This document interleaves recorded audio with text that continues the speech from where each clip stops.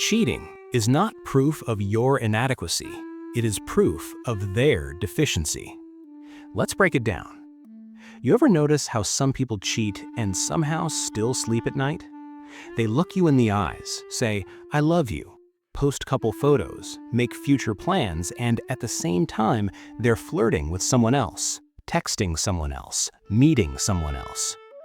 From the outside, it looks insane. You think, how do they live like this?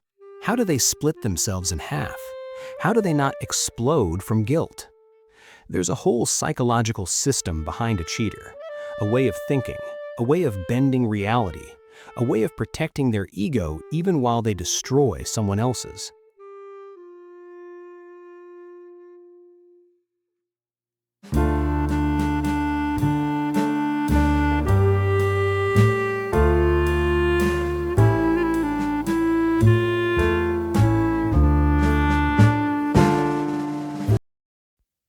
And once you see that system, you stop being confused. You stop taking it as proof that you weren't enough, and you start seeing it for what it is, a pattern. Cheating almost never starts in the hotel room. It starts much earlier in tiny private thoughts that slowly cross lines. It often begins with an inner story like, "My partner doesn't really get me. This relationship is basically over anyway. I've given so much, I deserve something for myself." Those thoughts might have some truth in them. Maybe there are real problems, real distance, real hurt. But instead of facing those problems directly, they do something else. They split. On one side, I'm a good person. I'm not the type who cheats. On the other side, I'm talking to this person I shouldn't be talking to. I'm hiding things. When your actions and your values don't match, your brain goes into discomfort.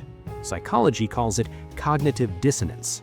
It simply means my behavior and my self-image don't fit, so I need to change something. A healthy person will try to fix the behavior, end the flirting, have a hard talk with their partner, set boundaries. A cheater often goes the other way. Instead of changing what they do, they change how they explain what they do. It's not that serious. Everyone does this. If my partner really loved me, they would have noticed I'm unhappy. This is where another concept appears: moral disengagement. The process of switching off your own moral rules so you can do something you know is wrong without drowning in guilt. So before the cheating even starts, the mind is already working hard, moving responsibility around, pushing the blame outward, softening the edges until the line doesn't look like a line anymore. So, what makes some people more likely to cheat? Not everyone with problems cheats. Not everyone with opportunity cheats. So, what makes the difference? Psychology points to a few patterns that show up again and again. One of them is attachment style. Attachment style is basically the way you learn to love and be loved based on early relationships. Studies show that people with avoidant attachment, the ones who pull away when things get too close, and people with highly anxious, unstable attachment are more likely to cheat than those with secure attachment. Why? Because closeness feels good, but also threatening. So they want intimacy, and at the same time, they want escape. Cheating becomes a twisted solution. I keep my main relationship so I don't feel alone, but I also keep something on the side so I don't feel trapped. Of course, it is not a real solution. It's avoidance in disguise. Another set of traits that show up a lot is linked to personality.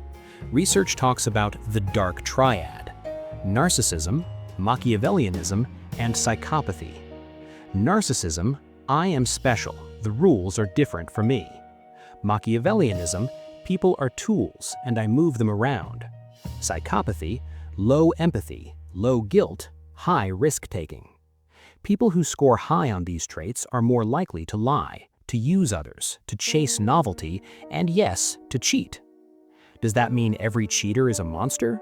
No, but it does mean this: if someone has strong entitlement, low empathy, and a habit of using others, cheating fits easily into their worldview. Add other traits like impulsivity, sensation-seeking, and boredom with routine, and the temptation goes up even more. The brain adds its part too.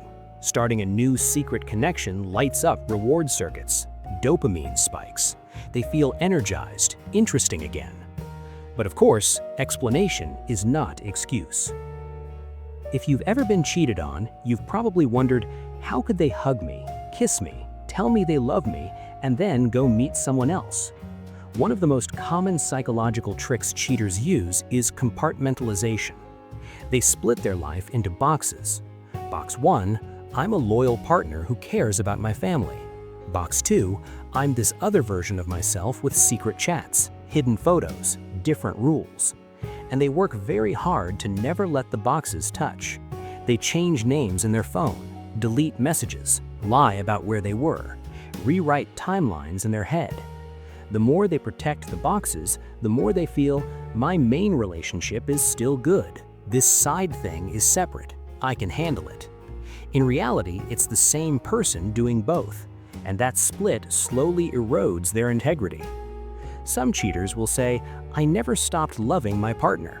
And strangely, they might even believe it, because in their mind, love is in box 1, betrayal is in box 2. And as long as the boxes don't touch, they can still feel like a decent person. So, what are the stories cheaters tell themselves? To keep cheating going, they need stories.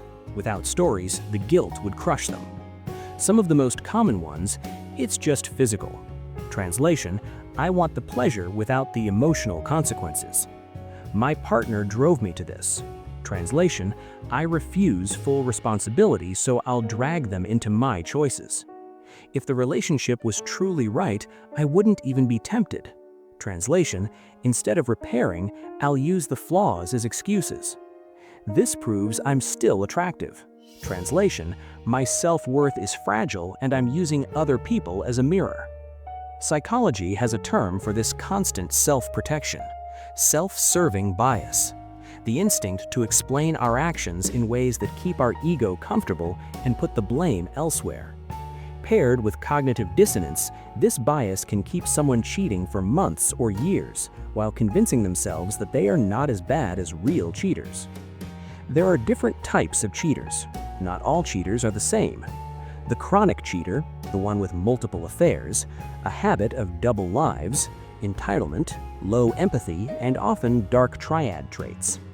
The situational cheater, someone who cheats during a period of grief, loss, major stress, or identity crisis. The exit cheater, they already want out of the relationship. Instead of ending it honestly, they cheat to create distance or force the breakup. The intimacy avoidant cheater, they get close, panic internally, and sabotage. Their logic, if I ruin this first, I won't have to wait for you to hurt me later. Underneath these behaviors can be deep wounds, but wounds explain, they do not excuse. Cheating today often starts with small things. It's just a like, it's just a DM, it's just a joke. Apps and social media create endless micro-opportunities to cross boundaries. Emotional cheating grows from late-night conversations, private jokes, venting about your partner, sending photos you'd never show your partner. The rule is simple. If you're hiding it, you already know what it is. So what happens inside the cheater during the affair? Many cheaters live in a constant roller coaster before seeing the other person: anticipation. During the affair, high energy, feeling wanted, escape from monotony. After, guilt, fear promises to stop. Then again, boredom, emptiness, searching for the next hit. The cycle repeats and becomes automatic. Their partner, meanwhile, feels something is off but can't explain why. The betrayal started long before the truth came out. When cheating is exposed, you often see classic reactions: denial, you're imagining things, you're paranoid; minimization, it was only once, it didn't mean anything; reversal, suddenly they're the victim, you pushed me away, you made me feel unappreciated. All of this is self-protection. Their image of themselves as a good person is collapsing. Some people face this. They admit everything, accept consequences, get help, and rebuild. Others never do. They jump to the next partner and repeat the same story. At the end of the day, a cheater is not a mysterious creature. They are a person, often with poor emotional skills, avoidant or anxious attachment, high impulsivity or entitlement, and a lot of unexamined pain. Some can change, but only if they stop lying to themselves first. And if you were on the receiving end, hear this clearly. Their cheating is not proof that you are unlovable, boring, or replaceable. It is proof that they chose the easier road for themselves instead of the honest one. You deserve someone who protects the relationship when they're lonely, not someone who throws it away for a moment of ego or excitement.